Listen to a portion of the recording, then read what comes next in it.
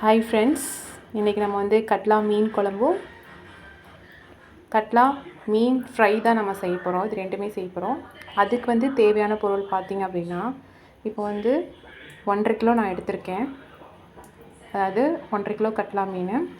அதுக்கு வந்து பார்த்திங்கன்னா தேவையான பொருள் நான் சொல்கிறேன் பாருங்கள். 2 தக்காளி எடுத்து கட் பண்ணி வச்சுக்கோங்க.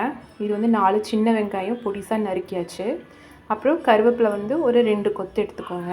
அப்புறம் பச்சை மிளகா வந்து 4 பச்சை மிளகா இந்த மாதிரி கட் பண்ணி வச்சுக்கோங்க. அடுத்தது வந்து பார்த்திங்கன்னா, மீன் வறுவலுக்கும் சரி குழம்புக்கும் சரி நம்ம அரைக்கிறதுக்கு தேவையான பொருள் பார்த்திங்கன்னா, தேங்காய் வந்து 1 மூடி எடுத்துக்கோங்க. 1 மூடி தேங்காய். அதுக்கப்புறம் ஒரு டேபிள் ஸ்பூன் வந்து சோம்பு எடுத்துக்கோங்க. 1 டேபிள் ஸ்பூன் சோம்பு, 2 சின்ன வெங்காயம். அதுக்கப்புறம் 100 புளி வந்து ஊற வச்சுக்கோங்க. இதுதான் வந்து நமக்கு தேவையான பொருள் மீன் குழம்புக்கும் மீன் வறுவலுக்கும். இப்போ இதெல்லாம் நம்ம எப்படி செய்யலாங்கிறத பார்க்கலாம்.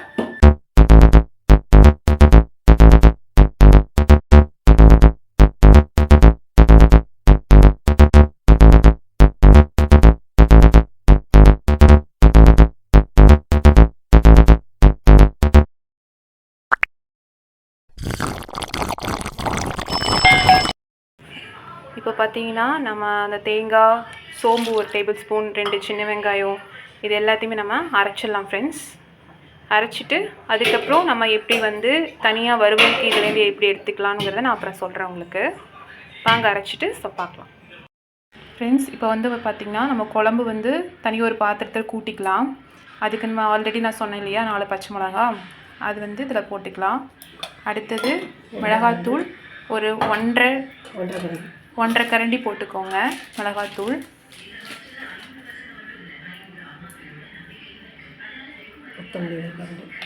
கொத்தமல்லி தூள் பார்த்திங்கன்னா 1 கரண்டி போட்டுக்கலாம்.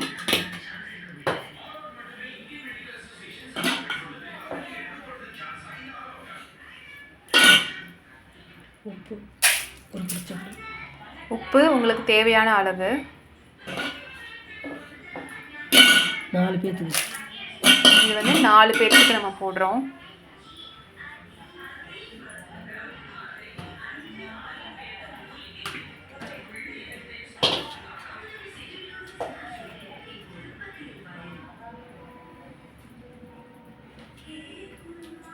அதுக்கப்புறம் நம்ம அரைத்த விழுது இருக்குது பார்த்திங்களா, தேங்காய், சோம்பு, 2 சின்ன வெங்காயம்லாம் அரைச்சோம் இல்லையா, அதில் வந்து பார்த்திங்கன்னா கொஞ்சமாக எடுத்துகிட்டு நம்ம எடுத்துக்கலாம் குழம்புக்கு. கொஞ்சமாக மீன்ஸ் அதாவது இப்போ வறுவலுக்கு வந்து பார்த்திங்க அப்படின்னா அது ஒரு கரண்டி, அதாவது ஒரு குழம்பு கரண்டி அளவு வந்து வறுவலுக்கு நம்ம எடுத்துக்கலாம். மீதியை வந்து இந்த குழம்புக்கு யூஸ் பண்ணிக்கலாம்.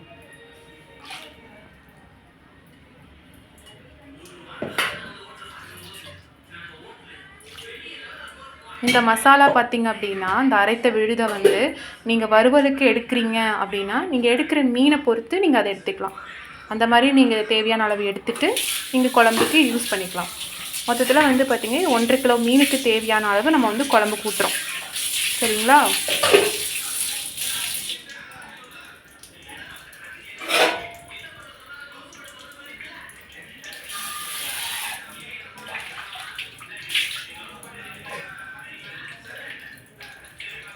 ஃப்ரெண்ட்ஸ், இப்போ வந்து பார்த்திங்கன்னா நம்ம 100 புளி நம்ம எடுத்து வச்சோம் இல்லையா, அது தனியாக நம்ம கரைச்சி அதில் பார்த்திங்கன்னா ஒரு 3 டேபிள் ஸ்பூன் அளவு வந்து நம்ம வறுவலுக்கு தனியாக எடுத்து வச்சுக்கோங்க. எடுத்து வச்சுட்டு மீதி இருக்க புளி எல்லாமே நம்ம குழம்பு கூட்டுறோம் இல்லையா, இதில் ஊற்றிக்கலாம்.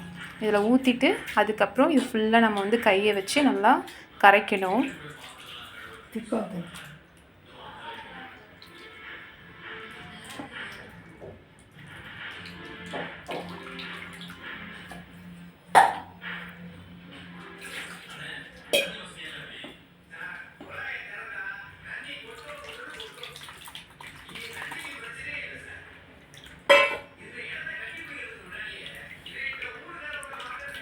புளி வந்து பார்த்திங்கன்னா தனியாக ஒரு குண்டானில் கரைச்சிட்டு அதுக்கப்புறமா தான் நம்ம வந்து ஃபில்டர் பண்ணணும். அப்போ தான் வந்து உங்களுக்கு அந்த கசடெல்லாம் இல்லாமல் இருக்கும்.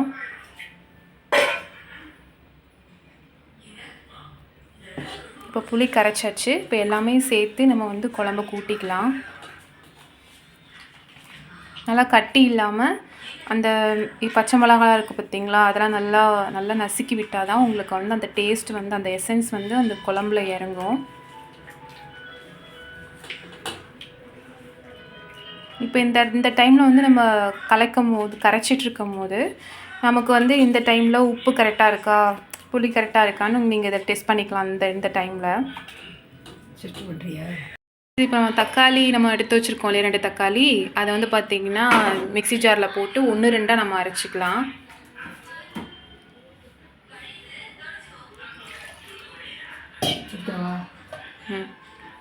பாருங்க, இப்போ தக்காளி 1-2 நம்ம அரைச்சாச்சு.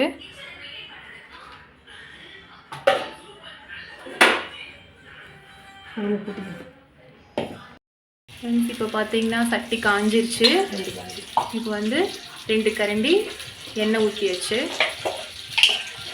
ரீஃபைண்ட் ஆயில் தான், எதுனா ஊற்றிக்கலாம். இப்போ பார்த்தீங்கன்னா நாங்கள் வந்து இப்போ வடகம் போடுறேன். வடகம் பார்த்திங்கன்னா நல்லா பொரியிற சவுண்ட் கேட்கும். பொரிஞ்சதுக்கப்புறமா நல்லா பொரியுது பார்த்தீங்களா, நல்லா வெடிக்கும் படன்னு. நல்லா பொரிஞ்சதுக்கப்புறம் பார்த்திங்கன்னா நம்ம தனியாக எடுத்து வச்சுருக்கோம் இல்லையா, கருவேப்பிலை, வெங்காயம்லாம் அதெல்லாம் போட்டு நல்லா வணக்கிக்கலாம். இதுக்கு டேஸ்ட்டே பார்த்திங்க அப்படின்னா சின்ன வெங்காயம் தான் ரொம்ப டேஸ்ட்டாக இருக்கும்.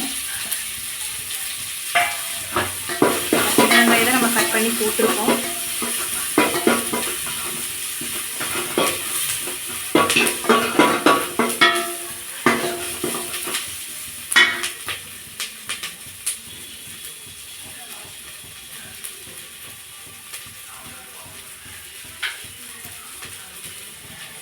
நல்லா வெங்காயம் பார்த்திங்கன்னா நல்லா செவந்து வரணும்.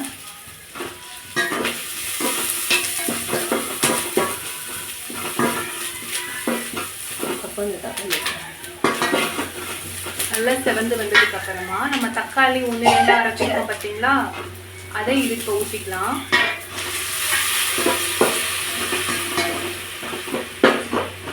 தக்காளி நல்லா பார்த்தீங்க அப்படின்னா வணங்கணும். நல்லா ஒரு 10 நிமிஷமாக நல்லா வணக்கி விட்டுருங்க.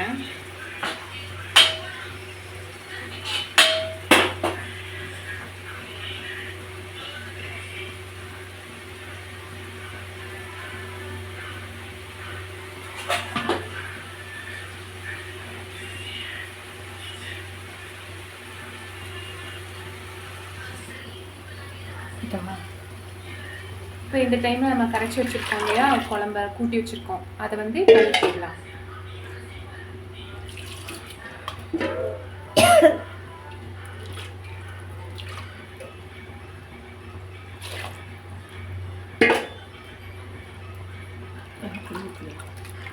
வந்து குழம்பு நம்ம வந்து கூட்டி வச்சு அதில் ஊற்றிட்டோம். இப்போ வந்து ஒரு மஞ்சத்தூள் வந்து ஒரு 1/4 டீஸ்பூன் போட்டுக்கலாம். இதில்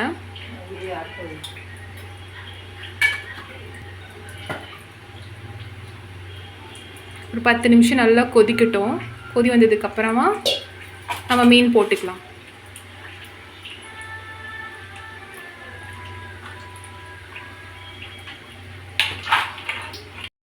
பார்த்திங்கன்னா இப்போ குழம்பு நல்லா கொதிக்க ஆரம்பிச்சிருச்சு.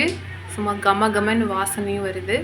இந்த டைமில் நம்ம மீனை போட்டுடலாம்.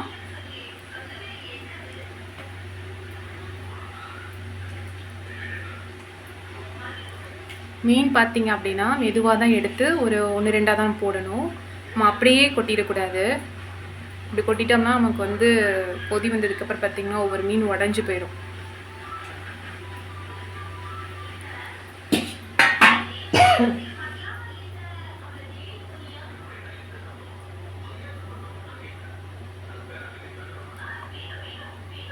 அதுக்கப்புறம் பார்த்திங்கன்னா கரண்டி போட்டெல்லாம் வந்து மீனை இது பண்ணக்கூடாது.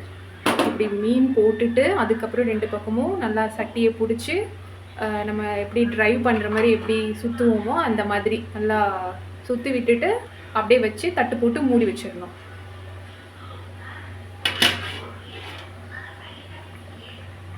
மீன் வேகிறதுக்கு பார்த்திங்கன்னா ரொம்ப நேரம்லாம் எடுக்காது. மூடி வச்சிடணும். ஒரு 5 மினிட்ஸ் இல்லைன்னா 10 மினிட்ஸ் நல்லா வேக வச்சுட்டு ஆனால் கரண்டி போட்டு மட்டும் நீங்கள் வந்து கிளறக்கூடாது. சும்மா அந்த நான் ஒரு டைம் மட்டும் நம்ம ஃபஸ்ட்டு போட்டுட்டு எப்படி நம்ம வந்து சுற்றி விட்டு வைக்கிறோமோ அந்த மாதிரி சட்டியை சுற்றி விட்டு வச்சிடணும். வச்சுட்டு ஒரு 10 நிமிஷம் கழிச்சு அதுக்கப்புறம் பார்த்தீங்க அப்படின்னா அது நல்லா வெந்திருக்கும். ஓகே ஃப்ரெண்ட்ஸ், இப்போ நம்ம அது கொதிக்கட்டும். ஒரு 10 மினிட்ஸ் கழிச்சு நம்ம பார்க்கலாம். 10 நிமிஷம் ஆயிடுச்சு ஃப்ரெண்ட்ஸ். பாருங்கள், நல்லா கொதிச்சிருச்சு. நல்லா எண்ணெய் பிரிஞ்சு வந்திருக்கு பாருங்கள். இப்போ பார்த்தீங்க அப்படின்னா மீனெல்லாம் வெந்துச்சு அப்படின்னா எப்படி கண்டுபிடிக்கணும் அப்படின்னா, நம்ம நல்லா உள்ளே போய் உள்ளே அப்படியே உட்காந்துக்கும் உங்களுக்கு. ஸோ அதிலே நீங்கள் கண்டுபிடிச்சிக்கலாம் மேக்ஸிமம் வந்து மீன் வந்து வெந்துருச்சு அப்படின்னு சொல்லிட்டு. ஓகே ஃப்ரெண்ட்ஸ், நம்ம இப்போ வந்து குழம்பு இறக்கிடலாம். அப்புறம் இன்னொன்று சொல்கிறது என்னென்னா, நீங்கள் குழம்பு ஃபஸ்ட்டு எண்ணெய் ஊற்றி நாங்கள் வடகம் இருக்கனால தாளித்தோம். அப்படி இல்லை அப்படின்னா நீங்கள் வெந்தயம் போட்டு தாளிச்சுக்கோங்க. ஓகே ஃப்ரெண்ட்ஸ், இப்போ நம்ம வந்து குழம்பு இறக்கிடலாம். டேஸ்டியான கட்லா மீன் குழம்பு ரெடி. நீங்கள் செஞ்சு பார்த்துட்டு எனக்கு என்னென்னு சொல்லுங்கள் ஃப்ரெண்ட்ஸ்.